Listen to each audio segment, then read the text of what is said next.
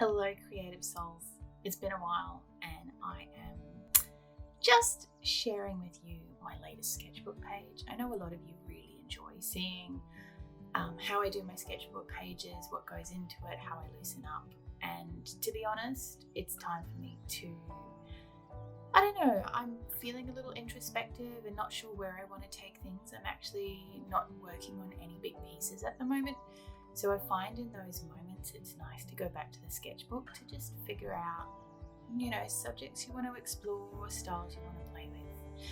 And what I'm finding is I'm really turning to portraiture at the moment. So I'm just using the opportunity in my sketchbook to just practice portraiture, skin tones, but also I'm sort of really interested in this layering of media, getting this sort of like cut and paste look, and I don't quite know if this will be reflected in my bigger pieces, but I don't know, I'm just playing around. So here's some little insights and some behind the scenes, and yeah, just come along on the journey with me. So this is a new sketchbook that I'm playing with. I quite like that it's a much smoother paper than my last sketchbook, and you can see I've just laid down some sort of watery layers, and now I am building on top of that with my professional coloured pencils. And you see I'm actually throwing a lot of fluoro pink and orange, and you'd be surprised at just how this makes the skin look dewy, how it just makes the skin look vibrant, because previously it looked a little flat and a little pale and dusty. And I'm also using a magenta pencil here, and yeah, just finding that these vibrant colours are a huge part of how I build my skin tones, and it's just how I bring life into the skin. So yeah, you'd be amazed at how much fluoro orange and fluoro pink you can really pack into a portrait. It's kind of my little secret weapon for skin tones. I have had a love of biros for a long time, so I'm actually using a biro to just enhance some lines and some edges here. And you'll see I'm sort of getting really scribbly, and this is something I want to play with. Like I've spent the last few years being really fine in my approach and doing a lot of very, very detailed stuff, but I want to loosen up now, go back to a looser style that I had. So this is what I'm trying to do in my sketchbook, just figure out how I'm going to do that and how I can integrate that into my bigger pieces. You'll see I'm actually trying to lay down some washi tape here and cut it out. This washi tape actually seems to be seamless, so it's kind of cool that I can get this like seamless pattern happening, and then I just use my very sharp scalpel here to cut the edges. I can see through it, so it's actually not hard to do.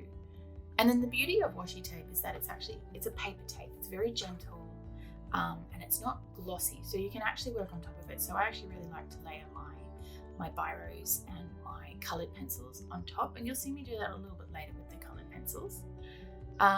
So I'm sort of just defining some edges here of the suit in this portrait. This is actually my husband. His name's Will, and when he saw that I was painting him, he totally blushed. And these are actually colours that he doesn't normally wear, so I actually had a lot of fun like playing dress up with him, so to speak. So yeah, he doesn't kind of wear these colours, but it was a lot of fun. And it's funny, I find myself using fluoro pink as well in a lot of masculine type things that I paint. I don't know, there's just this strange little connection in my head that fluoro pink is somehow connected to the masculine.